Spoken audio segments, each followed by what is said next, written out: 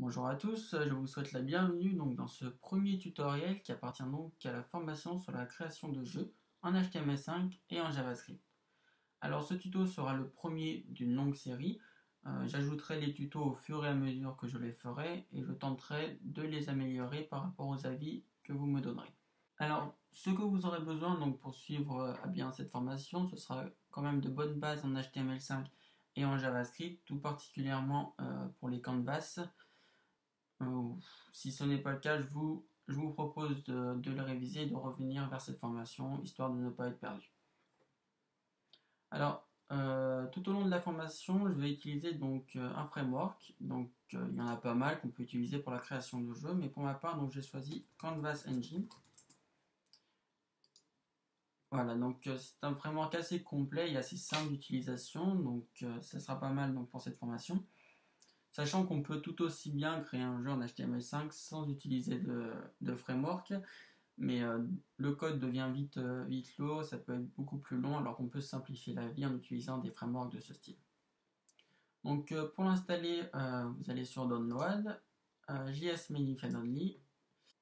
Donc soit vous importez directement l'URL qui se trouve ici, soit vous faites comme moi et vous importez le fichier dans votre projet. Donc voilà, donc on peut fermer ça. Je vous propose de directement rentrer dans le vif du sujet. Donc pour ce premier tutoriel, moi j'ai choisi donc un tuto sur le chargement. Donc tout particulièrement ici le chargement des images. Donc c'est un point assez important puisqu'il faut savoir qu'un joueur préfère largement attendre en début de jeu qu'attendre pendant le jeu qu'une image se charge.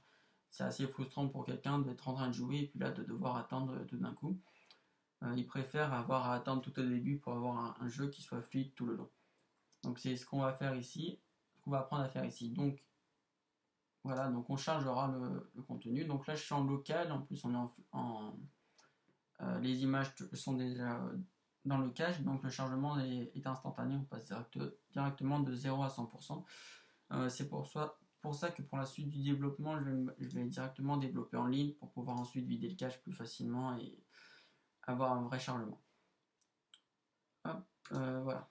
Donc on va partir directement de cette page-ci. Donc on a ici donc un simple fond et ici on a la zone de canvas que je vais mettre un background white. Donc on retrouve ici le canvas dont je vous ai parlé. Donc je lui ai donné un ID chargement, une largeur de 800 pixels, une hauteur de 500 pixels. J'ai importé la librairie Canvas Engine donc dans le fichier JS et dans le fichier JS j'ai également importé load.js qui pour le moment est vide. Voilà. Au niveau du CSS, il n'y a pas grand chose, c'est juste donc j'ai utilisé un peu pour centrer le canvas, rien de plus. Voilà. Alors je vous propose directement de commencer. Alors on va initialiser pour commencer le canvas avec la librairie Canvas Engine. Donc on va mettre var canvas est égal là, donc CE comme Canvas Engine, point, define. Là, on va lui passer l'idée du canvas que l'on a défini, donc en l'occurrence c'est chargement. Donc var canvas est égal ce.define chargement. On ajoute à cela une nouvelle méthode, ready. Hop. Et à ready, on lui passe une fonction. Voilà, qui sera exécutée donc en gros quand le canvas sera prêt à être utilisé, on va lancer cette fonction là. Donc quand ce canvas sera prêt à utiliser, hop, on va le sélectionner. On va faire donc .scene, .call, on va lui donner un nom. Et en l'occurrence, on va lui mettre load comme chargement. Voilà. Ce sera donc le nom qu'on va attribuer à ce canvas pour le sélectionner plus tard. Donc pour l'instant, il n'y a rien qui se passe. Hein, la page va rester comme telle. Hein, on lui a juste donné un nom. Donc maintenant, on va créer, voilà, là on l'avait appelé, maintenant on va vraiment créer la scène. Donc on va mettre canvas.scene.new. Et donc on va lui passer plusieurs paramètres. Donc dans un objet, voilà, dans des objets. Donc le premier paramètre, ça va être le nom. Alors le nom, il faut bien faire attention de bien mettre le même que qu'on lui a donné, c'est-à-dire que là il faut un nom existant. En l'occurrence, on l'avait appelé Load, donc ici on va mettre Load. Alors on va charger, donc je vais vous parler, je vais vous parler de ça juste après. Pour l'instant, alors maintenant on va charger ce qu'on appelle donc materials, donc materials, hop, 2 points. Material donc va prendre plusieurs paramètres qui vont être des objets. Donc un premier objet, donc un premier objet image qui lui-même est un objet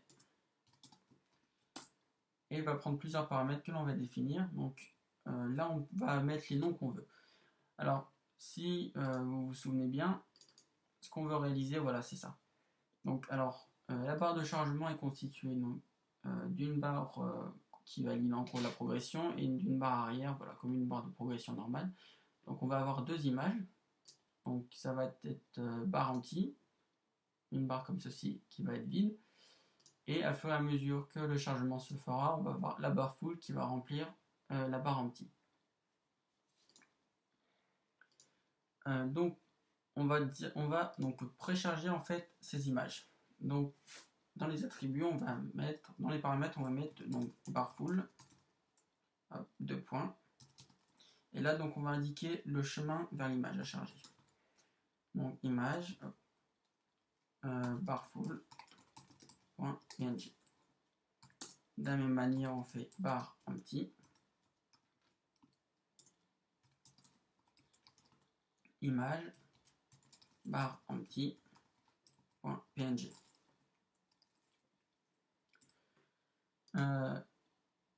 Donc à ce niveau-là, c'est bon. Et donc ce qui va se passer, c'est que au moment donc, où ces images seront bien chargées, on va pouvoir lancer une fonction. Donc ready, hop, fonction. Alors fonction, donc on peut lui passer un paramètre pour ensuite le récupérer. Donc en l'occurrence, on va passer load. Sachant que là, j'aurais pu appeler ça n'importe comment, c'est à ma guise, mais moi je trouve pas mal de l'appeler load. Comme ça, on garde le même nom que le canvas. Voilà, on va pouvoir directement. Donc on va faire un petit test. Hop, image chargée.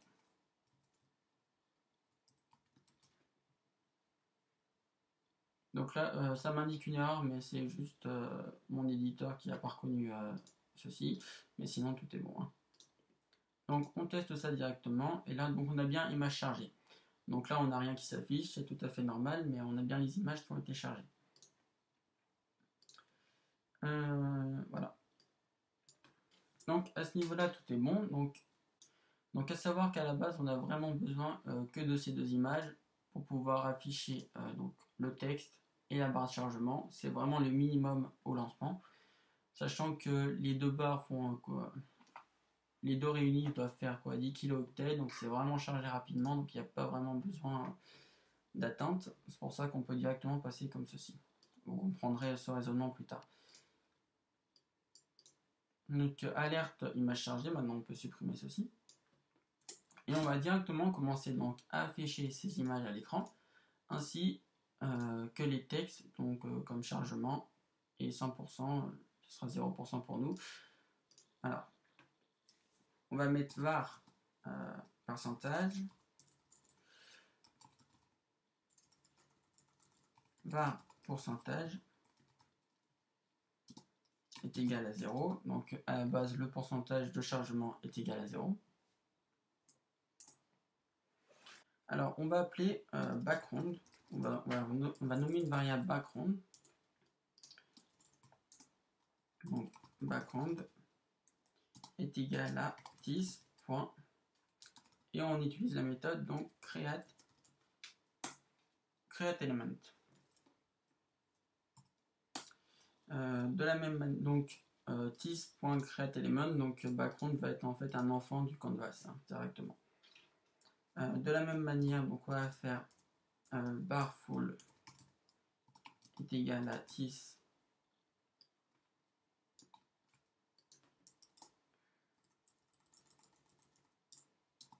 tis.createElement et bar empty est égal à tis.createElement. Pour l'instant, on aura besoin de ça. Donc, pour l'instant, on a créé les éléments, mais il faut maintenant un peu plus les définir et plus les ajouter pour les voir vraiment apparaître à l'écran. Pour le moment, on n'a rien. Voilà, l'écran reste blanc. Donc, ce qu'on va faire, donc, c'est bar empty. Point. Et là, on va donc écrire une image à l'intérieur. Donc, draw image. Et alors là, c'est important. Bar empty, on aurait pu l'appeler différemment. C'est simplement une variable. Mais ensuite, grâce à la méthode drawImage, on va lui donner 3 paramètres, donc qui vont être pour lui donc bar empty qui correspond à celui qu'on a défini à cet endroit-là, donc qui correspond en l'occurrence au chemin que l'on avait mis ici et qu'on a préchargé. Donc bar empty.drawImage, on va placer l'image directement, donc on va mettre 100 pixels en abscisse et 200 en ordonnée. On va faire de même pour barfull. Donc drawImage, c'est pas bar empty mais c'est barfull, qui correspond donc à image barfull.png, qui a été de la même manière préchargé au lancement de l'application. Donc on va placer en 100 200, comme ceci. On enregistre, hop, on regarde et là on n'a encore rien qui se passe, donc c'est tout à fait normal. Ce qu'on va faire donc, c'est qu'on va sélectionner l'OAD, donc l'OAD qui correspond à la scène à ce niveau-là que l'on avait créé. Donc on va faire l'OAD.append et on va append bar empty. De la même manière, l'OAD, on va append barfull. On recharge la page. On va voir si... Donc là, il y a une erreur, donc on va voir directement ce qui se passe.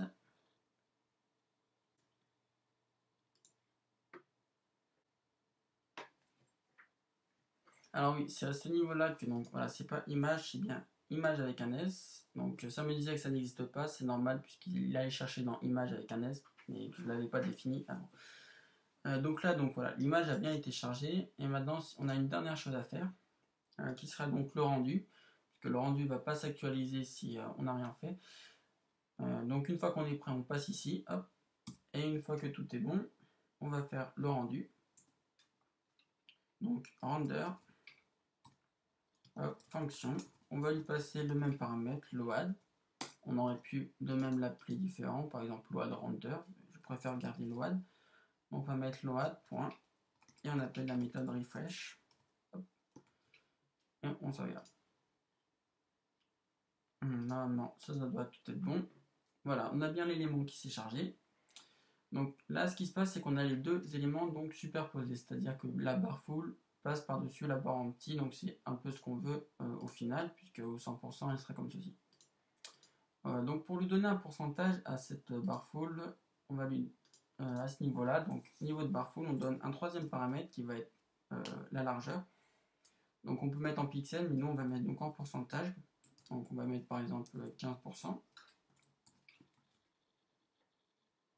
Hop, on recharge et là voilà, on a la barre full qui est à ce niveau-là et non jusqu'ici. Donc on va pouvoir comme ça, en changeant le paramètre de pourcentage, changer donc la largeur et pouvoir contrôler le pourcentage de cette manière. On va maintenant ajouter le texte, chargement en cours 100%. Donc on va décomposer ça en deux variables, une variable donc, enfin deux objets, un objet chargement en cours et un objet qui contiendra le 100% et qu'on pourra changer plus facilement. Alors, donc on va créer ces deux objets directement. on va mettre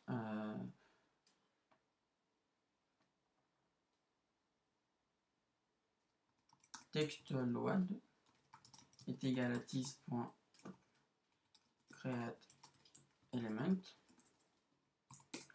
et de la même manière texte pourcentage ouais, à ce niveau là c'est pas un 2 points, c'est bien égal est égal à tis.createElement.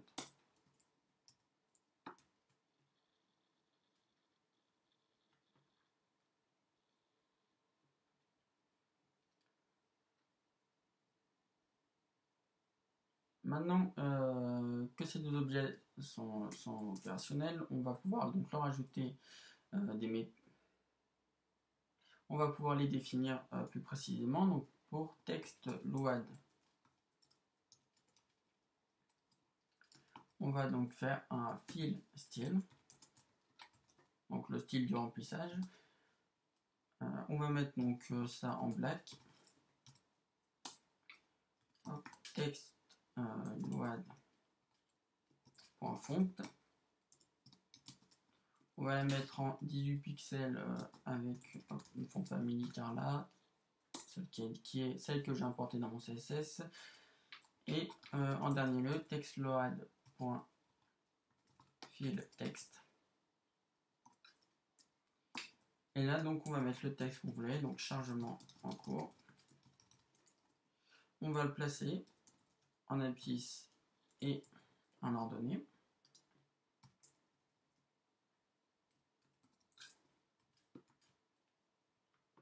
Voilà, alors on teste ça directement.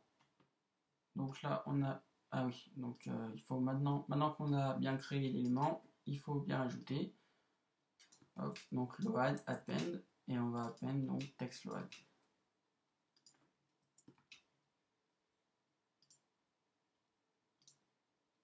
Voilà, on a bien donc le chargement en cours qui s'affiche. Et pour finir, on va afficher donc le pourcentage juste derrière, donc ça va être relativement la même chose. Sauf qu'on va faire, donc, voilà, hop, on va faire un copier-coller de ça. Là, ça va donc pas être text load, ça va être text pourcentage. Là, on n'aura pas chargement en cours, on aura 0%.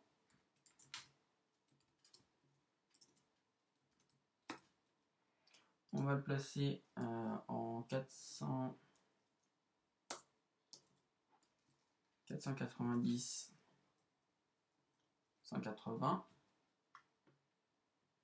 Et ce sera bon, voilà. Il ne reste plus qu'à l'ajouter à la scène.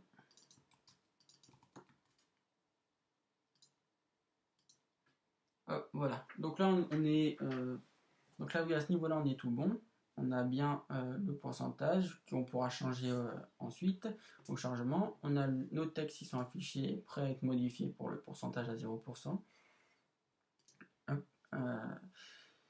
Donc voilà, donc pour résumer le fonctionnement, on sélectionne l'idée de la scène, on donne un nom à la scène, on sélectionne la scène et on initialise quelques petites images qu'on utilisera pour le chargement.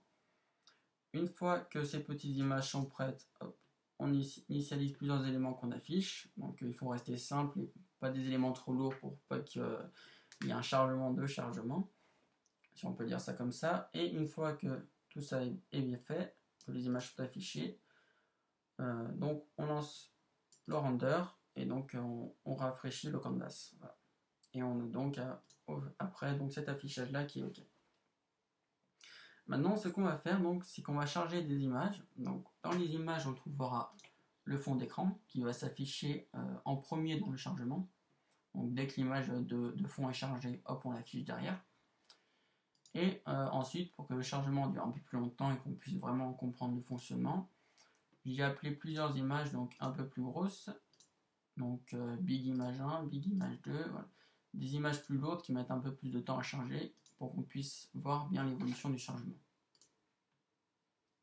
Alors pour commencer, donc on va initialiser donc les images qu'on aura besoin de charger. Donc on peut faire une longue liste, il n'y a aucun problème. Voilà, toutes les images qu'on a besoin de charger, on les charge au chargement dans le cache pour pouvoir les utiliser plus facilement et plus directement par la suite. Donc on va faire var image. Hop. Donc ça fonctionne avec deux éléments, donc id. Donc l'idée de l'élément, à ce niveau-là, on met exactement ce qu'on veut. Donc nous on va mettre background. Hop, et on va mettre path, donc le chemin.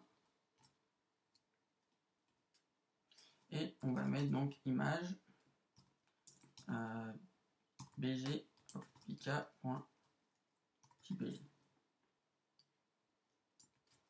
De la même manière, on va donc on a 5 images à sélectionner. Donc là ici ça va être big image 1. Et à ce niveau-là, donc ça va être big image 1.jpg. Voilà. Avec des virgules entre chaque.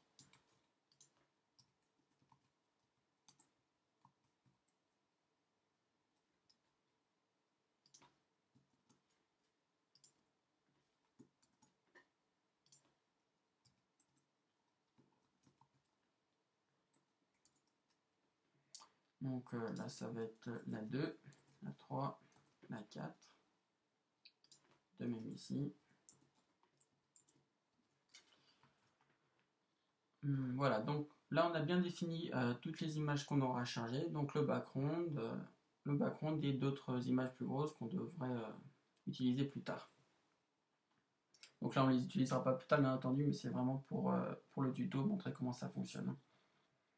Maintenant, donc, on va aller charger ces images qu'on a définies. Donc on va faire donc canvas.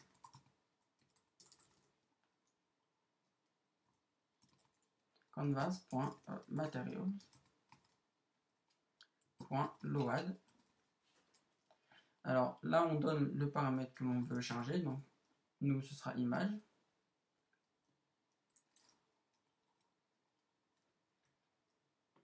Alors oui, non, là, non, là c'est le type de paramètre. Donc là, notre type de paramètre, c'est image. Et on va chercher donc les images. Donc ici, donc dans la variable image, dans l'objet image que l'on a créé juste avant. Et une fois qu'une image est chargée, on lance la fonction. Hop, fonctionne. Hop, voilà. Et en dernier paramètre, on lance une autre fonction.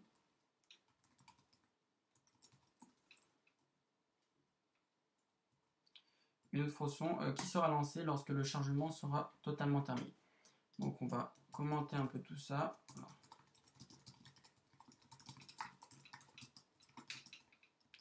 Voilà, lorsque le chargement des images est terminé.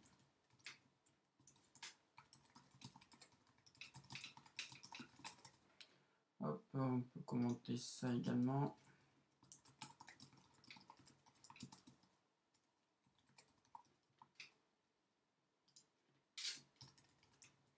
Donc là,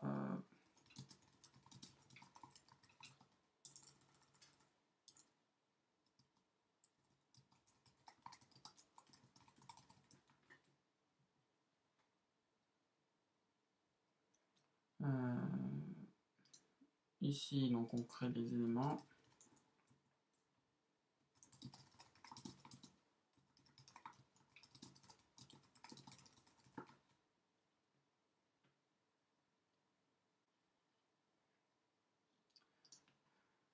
Donc voilà, là on est à ce niveau-là tout bon. Donc ce qu'on va faire, on va donc modifier donc, la variable que l'on avait créée. Donc on avait mis pourcentage 0, donc on va la modifier pour obtenir le pourcentage une fois qu'une image a été chargée. Donc on va mettre pourcentage est égal là, donc enfin plus est égal, donc par rapport à sa valeur, on lui rajoute la nouvelle valeur du pourcentage qui a été chargé, donc mat round, et on va mettre donc 100 divisé par, donc nous on a sélectionné donc image.length.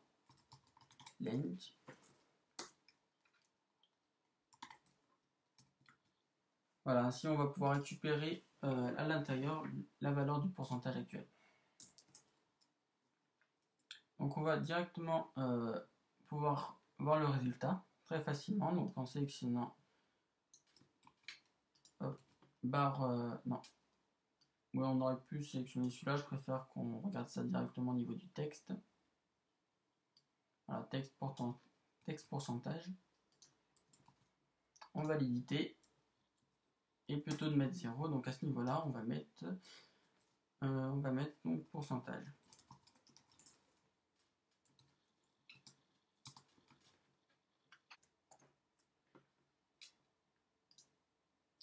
Voilà, on peut actualiser ça maintenant, et on va voir donc voilà 0, 40%, 60%, 80, 100%, voilà. Donc bon, on a bien vu que là ça marchait, les images ont été chargées. D'ailleurs maintenant si on recharge la page, on va voir qu'on passe voilà, directement de 0 à 100%, les images ont été mises en cache et le chargement est beaucoup plus rapide.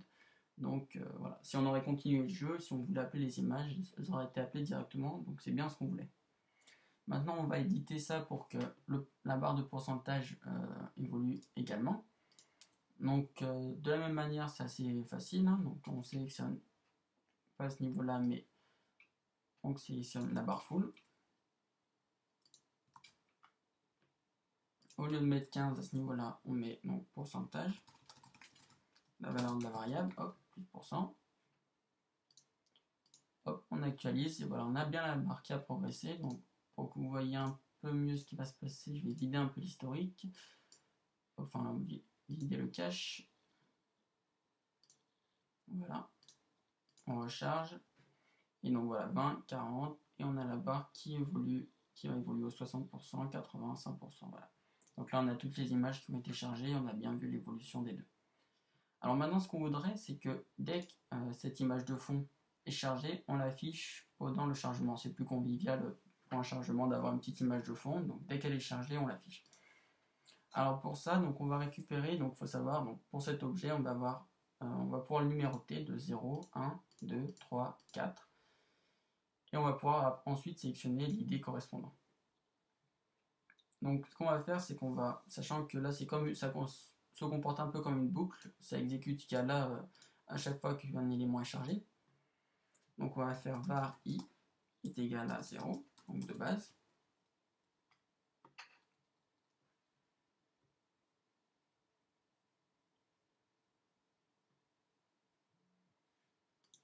Donc if donc image i, donc l'image actuelle en gros qui est parcourue, si on est à cette ligne, si on est à cette ligne, si on est à cette ligne, point id. Donc si cette id, cette id, si cette id, donc là on va parcourir tout ça, est égal à donc ici background.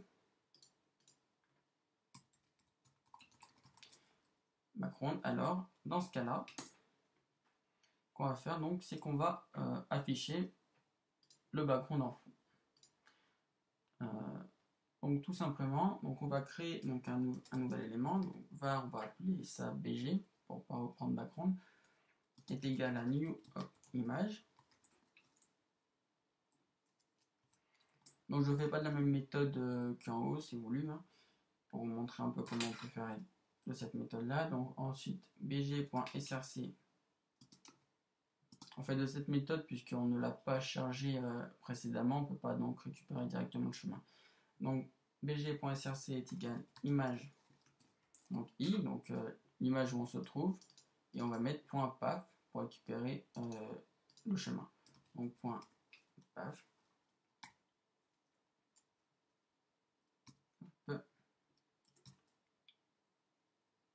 Ensuite, hop.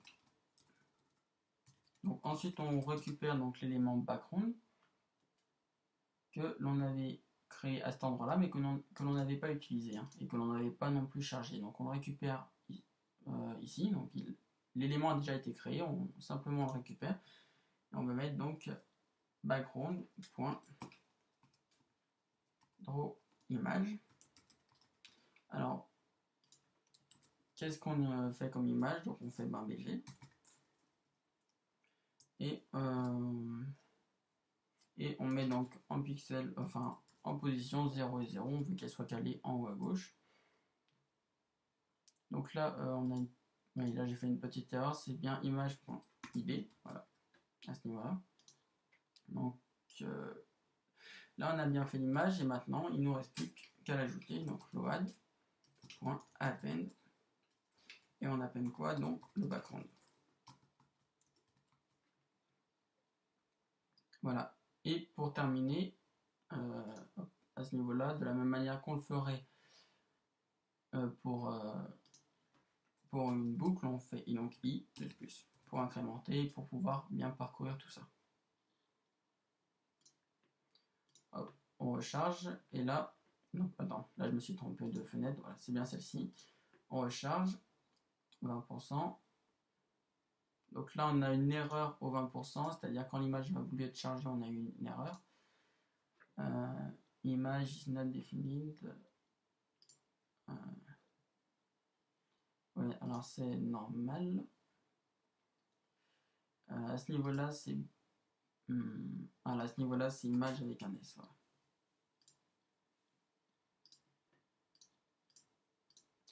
Hop, on réessaye et voilà. Alors là, l'image a bien été chargée, elle a bien été affichée. Le seul problème, c'est qu'elle passe par-dessus le reste et c'est pas ce qu'on veut. Nous, si vous bien vous rappelez le résultat, voilà, c'est ça qu'on veut et ce n'est pas ça.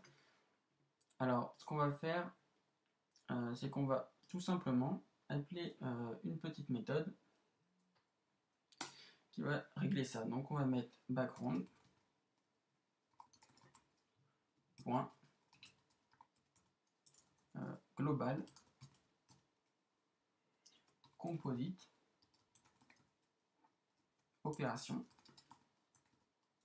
est égal à destination ouvert.